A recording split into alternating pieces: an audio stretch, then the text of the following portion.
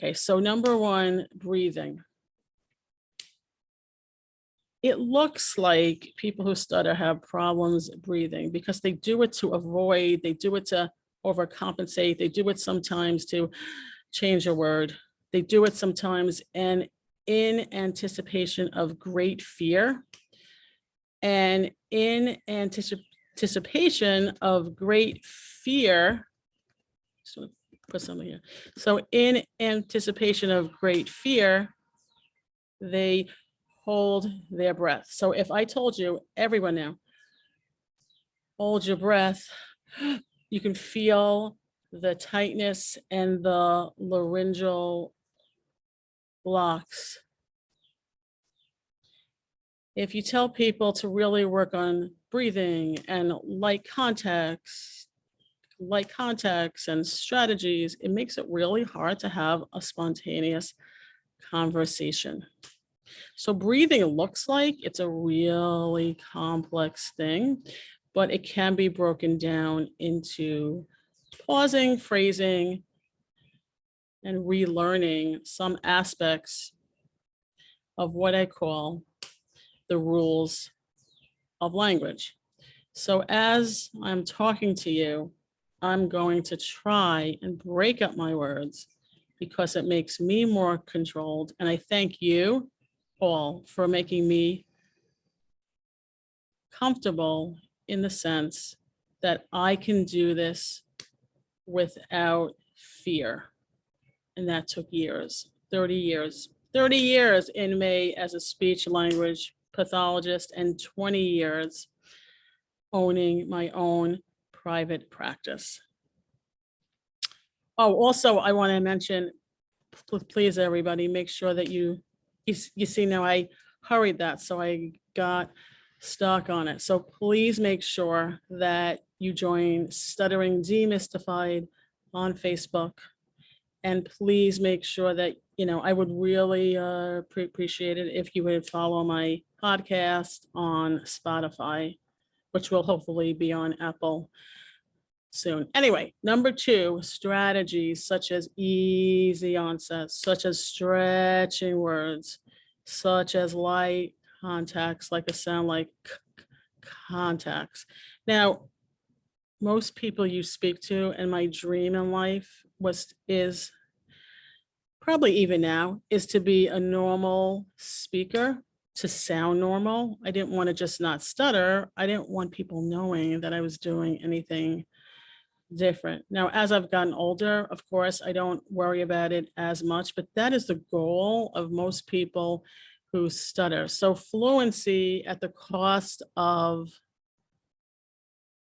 sounding like a robot or stretching words isn't worth it to most people. Adults who come to me have specific goals in mind. They want to get a job.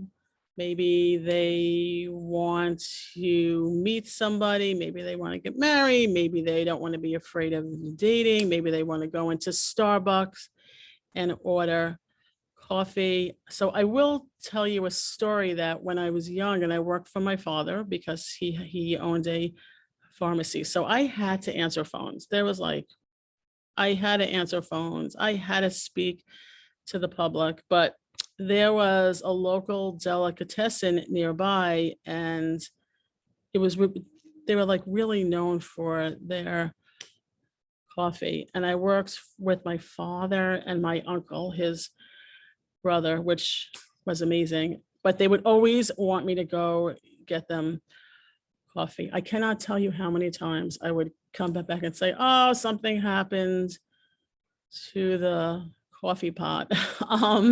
They ran out of it. And, as pharmacists, they couldn't run and they couldn't leave the store. So I don't know if they believe me or not. My uncle, I think, wanted black. Yeah, he wanted black coffee, 2 sugars. I don't actually drink coffee, so it wasn't a word I used a lot. I think it must have been my father also. I should really know this because it was years. And the fear in me from the time I was asked to walk down to the end of the store, to work down the aisles, to open up the door, to walk outside, to walk like maybe 2 feet to this store. And the guys who worked there to me were like older and they were handsome. And I was like, oh my God, this like, so sometimes I would write everything down on a piece of paper and just hand them it. Sometimes they couldn't read the handwriting. And sometimes I just prayed and pushed my way through it. I didn't have that many speech strategies. I think I had some, but I had such fear. I think I was maybe 16. I had such fear about speaking that with all the strategies in the world, all I wanted to do was hide. I wanted to like crawl under a table and hide. So breathing and strategies can't come at the expense of the third thing I really want to speak to you about, and that's emotions and attitudes. People who stutter have been through some of them. I almost think it's a little post-traumatic stress of being laughed at about saying their name, of going and like so many times when I went for speech therapy, people would like hand me a checklist of emotions or a checklist. And I remember thinking like, can I just say, I don't like it? Like, I'm scared of it. I don't like it. I think we as speech pathologists and me as well, we're programmed to fix everybody. And that's where stuttering becomes hard because we can't fix everyone. So we have to kind of watch our reactions, really all ages, because we don't know exactly who's going to stop stuttering at a young age. So this is actually a complex topic.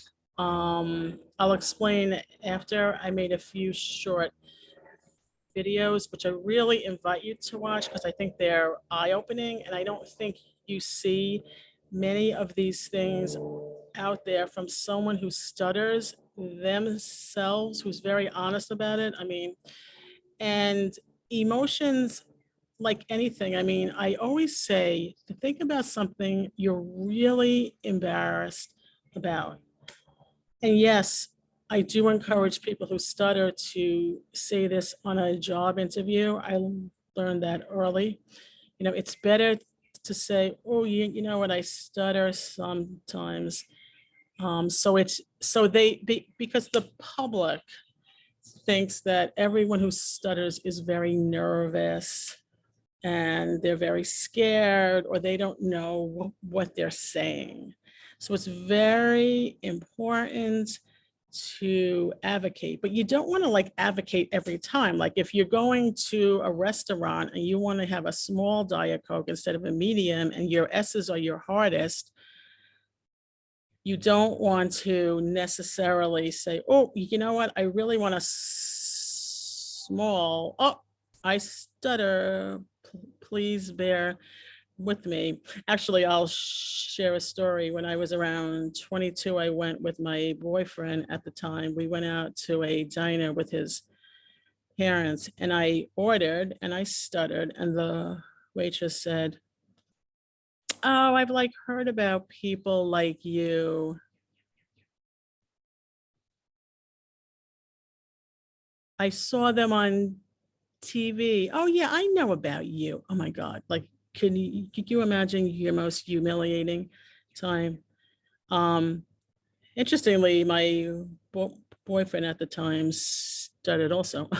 So it wasn't like we didn't know about it, but it's not really what you want happening in front of your boyfriend's parents.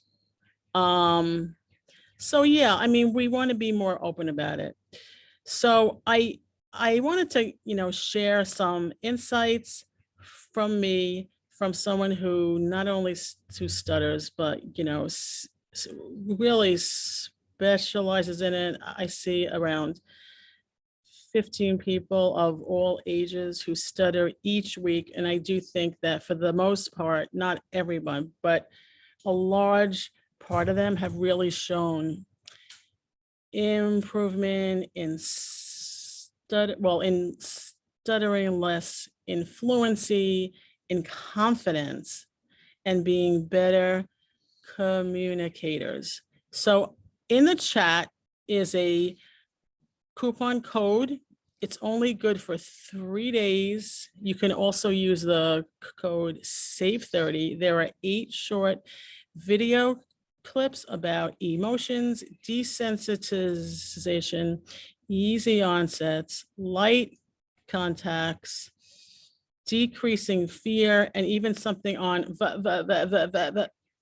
voluntary stuttering. That was really hard for me. That was my hardest video clip to do because I don't do voluntary stuttering because it really like it brings up bad emotions in me. And when I hear others, especially who do not stutter, and I've been to workshops when I hear people who do not stutter do voluntary stuttering, I find like I'm being like mimicked, even though they don't mean it. So I really invite you to watch it. I think it's going to open up your world. I think it's going to open up your eyes. I personally am so appreciative to be a speech pathologist. I'm so appreciative to all of you. And there was a huge interest in this. I was not expecting this. I was actually getting my preschool course ready for ASHA for CEUs because I have to finish training. And I did not expect such a huge interest in adult stuttering. I want to just look down for a minute because there's a great quote by James Earl Jones that I actually had out, but it's in essence, if I can't find it, but to paraphrase him, it's something about there is no greater fear than to not be able to utter the words in your heart. The Wi-Fi is not good here. But I am so appreciative to all of you to be able to allow me to be open about this. I encourage you, please, to follow along. I know a lot of you need ASHA CEUs. They have to be approved by ASHA in a certain way, and that'll be next month. It'll be preschool stuttering. See, that's a hard word. Preschool stuttering, school age stuttering. And this, though, is something really unique that I wish I had when I was first in the field. So the coupon code is in the chat. I'm glad that I was able to provide you with this information. And I thank you again so much for watching.